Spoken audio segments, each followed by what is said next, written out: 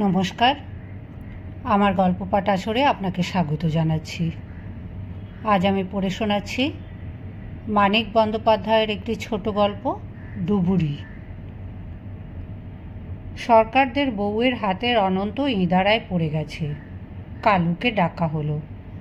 ডুবুরির কাজ পেলে কালু বড় খুশি হয়। পয়সাটাই অবশ্য বড় কথা, দিন আনা দিন খাওয়া গরিবদের কাছে, কিন্তু এ কাজে রোমাঞ্চও আছে। তেল চেয়ে নিয়ে সে সারা গায়ে মাখে, নাক আর কানের ফুটোয় তেল ঢেলে দেয়। কুয়ায় ইঁদারার ধারে 3 বার ছুঁয়ে কপালে হাত ঠেকায়, বিড়বিড় করে গুরুর শেখানো মন্ত্র বলে।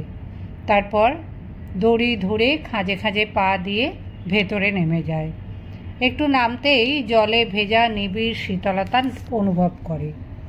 কানে হাত চাপা দিলে যেমন হয়, তেমনি একটা গুঞ্জরণ ভরা স্তব্ধতা ক্রমে ক্রমে তাকে ঘিরে ঘন হয়ে উঠতে থাকে। জলে পৌঁছে একটা ডুব দিয়ে মাথা পর্যন্ত ভিজিয়ে খানিকক্ষণ সে দড়ি ধরে চুপচাপ আলগোছে জলে ভেসে থাকে।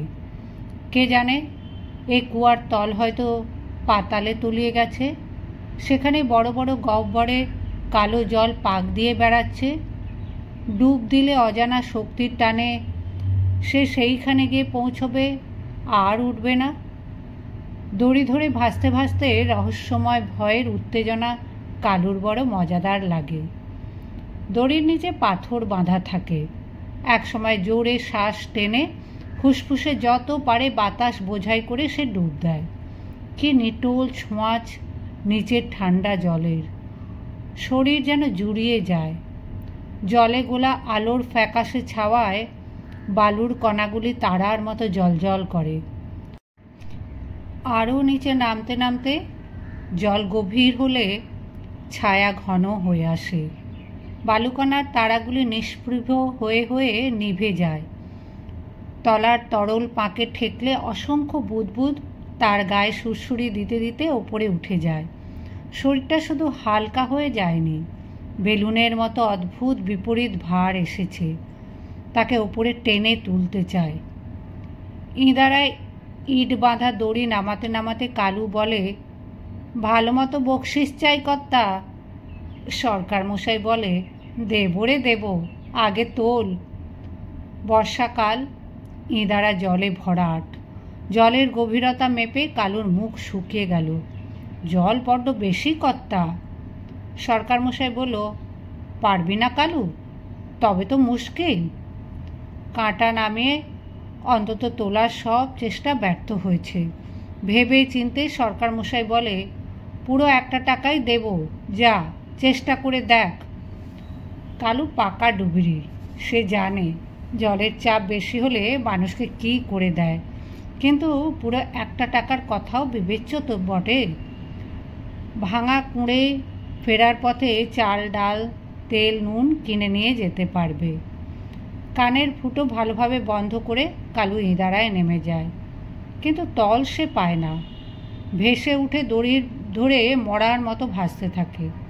সরকার মশাই চেঁচিয়ে বলে, পেলি? কালু শুনতেও পায় না, জবাবও দেয় না। কিছুক্ষণ পরে অতি কষ্টে সে ওপরে উঠে আসে। শ্যাওলা পিছলে সিমেন্টে বসা মাত্র তার নাক দিয়ে গলগল করে এক ঝলক রক্ত বেরিয়ে যায়। তাতেই সে একটু সুস্থ বোধ করে। বুকের মধ্যে একটা অসহ্য চাপ ঠেলছিল, রক্ত হয়ে সেটা যেন বেরিয়ে গেছে। পৃথিবীতে কিন্তু শব্দের লেশটুকু নেই। মানুষের ঠোঁট নড়ছে, দেখতে পাচ্ছে। সরকারদের পোষা কুকুরটা তাকে দেখেই গলা ফাটাবার ভঙ্গি করছে। সে কিছুই শুনতে পাচ্ছে না। চারিদিকে একসঙ্গে সমস্ত শব্দ বন্ধ হয়ে যাওয়া কি ভয়ঙ্কর। হয়তো সেরে যাবে, হয়তো কানে এরপর একটু কেবল কম শুনবে, হয়তো বাকি জীবনটা কালা হয়েই থাকবে। কালু সেইখানে চুপচাপ বসে থাকে। অতি ধীরে ধীরে বহুদূর থেকে তুলার আঁশের মতো ভেসে আসা হালকা শখের ছোঁয়াচ টের পেতে শুরু করায় তার আনন্দের সীমা থাকে না। একটা হারানো জগৎ ফিরে পাবার আশ্বাস। কালুর আশা ছেড়ে দিয়ে সরকার মশাই অন্য একজন ডুবুরির খোঁজে লোক পাঠিয়েছিল। ঘণ্টা 2 পরে কালুর চেনা মধু এসে হাজির। কালুর চেয়ে সে বেঁটে আর কালো। অনেক দূরের ফিসফিসানি আওয়াজের মতো কালু ওদের কথা শোনে। রুখে ওঠে বলে, খবরদার, তুমি মোর ইদারায় নামবে নি মধু, বলে দিলাম। তোর ইদারা? সরকারমশাই রেগে আগুন হয়ে যায়। মধু বলে, তুমি ফের নামতে চাইলে ফের নামার গরজ? কথা 5 টাকা কবুল করেছে। সরকারমশাইয়ের বড় ছেলে বলে, বলিনি ব্যাটার সব বজ্জাতি, বকশিস বাড়াতে ঢং করছে। জল বেশি নাই ছাই, ব্যাটা ইচ্ছে করে তোলেনি। সরকারমশাই বলে, 1 টাকার বেশি আমি 1 পয়সা দিচ্ছি নে। মধু বলে, সে কি কথা কর্তামশাই, মোকে যা কবুল করেছ ও যদি তুলতে পারে জিনিস ওকেই তাই দিতে হবে। বড় ছেলে চোখ টেরে ইশারা করে। সরকারমশাই চুপ মেরে যায়। খানিক পরে কালু আবার ইদারায় নামে। জলে ডুব দিয়ে তলিয়ে গিয়ে কিছু পরে সে ভেসে ওঠে প্রায় অজ্ঞানের মতো। মধু তাড়াতাড়ি ইদারায় নেমে যায়। কালুর বগলের নিচে দড়ি বেঁধে ধরাধরি করে তাকে টেনে তোলার পর দেখা যায় অজ্ঞানের মতো হয়ে পড়লেও এক হাতের মুঠোয় অনন্তটি সে শক্ত করে ধরে আছে। এবারও নাক দিয়ে গল গল করে কয়েক ঝলক তাজা রক্ত বেরিয়ে যাওয়ার পর কালু একটু সুস্থ হয়ে উঠে বসে। বড় ছেলে চোখ ঠেরেছিল। সরকারমশাইও ভেবে রেখেছিল ইঁদারার গভীরতা থেকে গয়নাটি হাতে উঠে আসার পর 1 টাকার বদলে একেবারে 2 টাকা দিয়ে কালুকে খুশি করে দেবে। কিন্তু কালু রক্তবর্ণ চোখ দেখে সাহস হলো না।